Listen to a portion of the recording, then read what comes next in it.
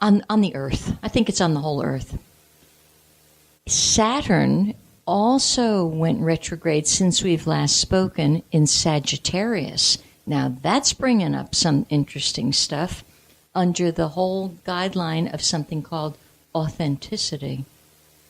If you are not squeaky clean, if you tell me something is pink and you know darn well it's red, I'm going to call you on it because they're two different spectrums.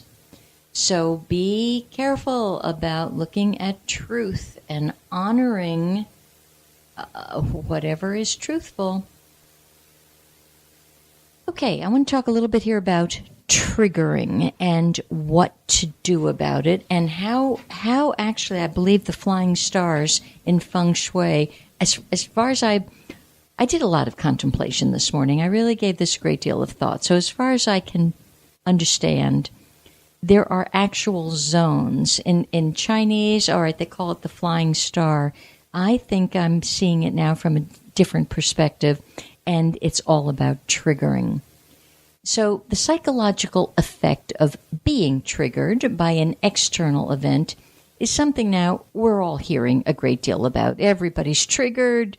It's like everybody's got a trigger finger, to the point where it's become mainstream. And the concept is really quite simple.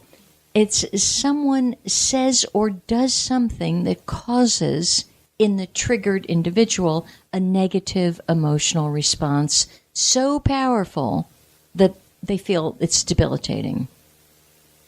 It's like, imagine yourself being offended to such a degree that you feel emotionally unable to cope. I think triggering rose to great ascended heights after the results of the presidential campaign. I really hope nobody's still being triggered by that, but if indeed they are, they should be really paying close attention today, because that kind of meltdown is detrimental.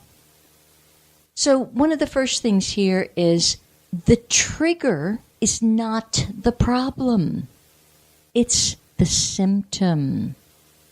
The trigger is actually doing you a massive favor, no matter how unwelcome it seems.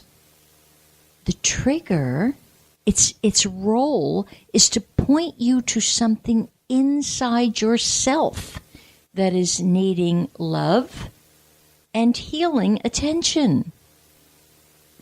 When we continue to reside in a state of oblivious ignorance of our own psycho-spiritual trauma, our higher self actually contracts for a trigger to bring that trauma to your conscious awareness so that it can be healed.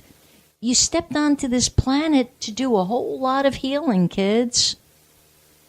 Spiritual children. Now, we're all spiritual. People tell me that they're spiritual and this one's not. No, that is insane. We're all spiritual. Spiritual children. So there's like spiritual children, there's spiritual adolescents, and there's spiritual adults. So spiritual children feel that when they feel the pain of a trigger, they demand that the trigger must change. If you feel triggered by someone, then that is absolute proof in the spiritual children's thinking that that other person or situation is evil, and that must change. So that's how the immature person looks at it. They insist that their triggering is in and of itself objective proof that the trigger is the problem. And then they proceed to escalate their sense of displeasure over the issue until they see the trigger silenced or removed from their awareness. This is along the lines of people who tell me, oh, they have such bad vibe. I can't stand their vibe. They're evil. I got to get away from them. I want nothing to do with them. I hate to tell you, those of you who are saying that, you are a spiritual child and extraordinarily spiritually immature. When we get away from this situation, it actually resolves nothing, since the real problem, which is in you that needs the healing, remains unresolved and unaddressed and unhealed in the deepest recesses of your psyche, the shadow side of you. So this means that the triggered individual will then need to be contracted again for further future triggering, which in turn means that your pain will only become more and more extreme, exacerbated, and debilitating until everywhere you look and everyone you meet in one way or another triggers you. A jingle comes on the radio and you're triggered. A person looks at you cross-eyed and you're triggered. And these are minor things. You can only imagine when something of import or seriousness occurs. If you do not come to a new decision about yourselves and about life and about your own rigid attachment to your own victim consciousness, that's what you're carrying around when you're going down this insane triggered pathway that something outside of you must change. It's victim consciousness. I guarantee you will eventually find yourself locked into a constant state of meltdown, a nonstop, unrelenting panic attack. And unfortunately, it is what it is. And so if you don't wish to have this pain, you better take a good look at it. Know that your own higher self, the essence that I just spoke to Jean about, that source energy inside of us, that's giving you the trigger as an act of love toward you. And it's actually contracting these experiences simply because there is no other kinder, gentler way than has ever been found to cause those of you who are rigidly attached to your victim beliefs to choose of your own accord to reevaluate those beliefs and to release them. Only you can release your stuff. I could talk to you every day. I could walk next to you. I could massage your back. No, you've got to do the work. As the triggered individual evolves their consciousness, so, okay, you're learning that you've got to do the work. Well, that's the first mark that you're growing into adolescence. You're raising your insight and understanding by coming to new beliefs about yourself. And you begin to use these trigger points as a tool to see into the hidden parts of your psyches. If I feel triggered, there must be something within me of which I am unaware that needs healing. That is what the advanced, the spiritually advanced soul says. So when the spiritually advanced soul figures they've been triggered, they immediately go to, let me take a look at me. There's something I'm not aware of. There's something now that has an opportunity to heal. Spiritual adults experience these triggers as unpleasant blessings. They're not a joyride. We don't enjoy them. But we do bless them with gratitude as they made us do the work of our own healing. You can go to all the healers you want to on the planet. Until you buckle down and do you, it's a temporary fix. And we don't like to know that. We're a bit lazy as a group. I want to believe that you can fix me. Wrong.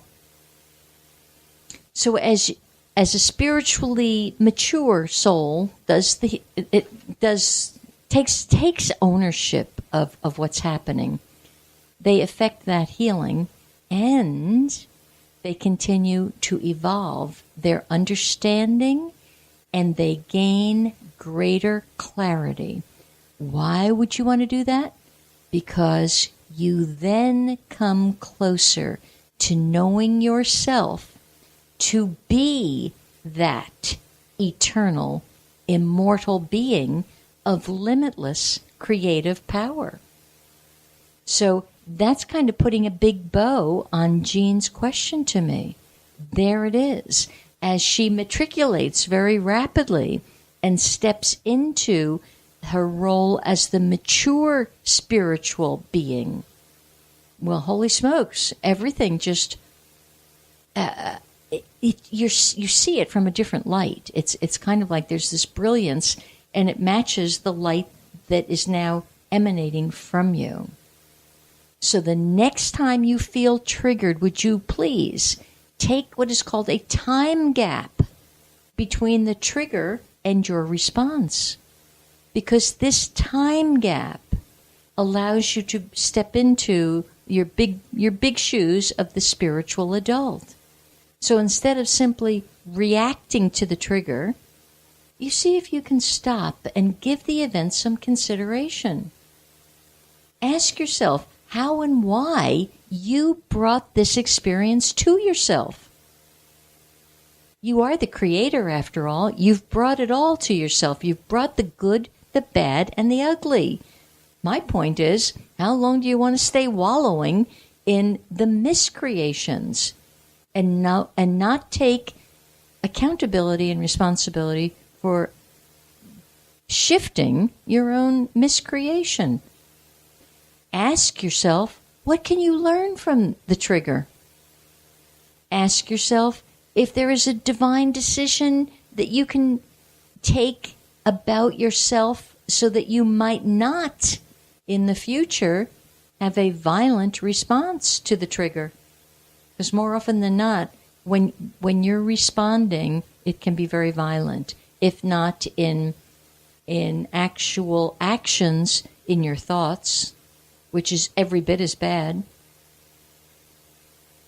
I was speaking with a wonderful woman yesterday, and life was triggering something in her. And how did she phrase it? It was so startling. I had to stop the conversation and point it out to her. It actually invoked death unwittingly. It was that strong. So, but she was responding to a trigger, like life wasn't behaving the way she thought. I think it was something like, I'm deathly sick. Or, here it is, I'm sick to death of da-da-da-da-da. So the trigger had been pushed. Her response was sick to death. Well, any of you who have studied with me, you'd know I would be like fallen over. But the antenna went right up, and as soon as we both recovered and she came up for air, we had to replay it. Now, her point was, well, I didn't mean it. Yeah, wrong. The gusto with which something is said is how we're creating our stuff. So I fully believe by being accountable to a comment like that and recalibrate it, go right on into those words and apologize to your body that you assaulted it with such venom. Case closed. And you don't need to keep apologizing to your body. One apology is sufficient.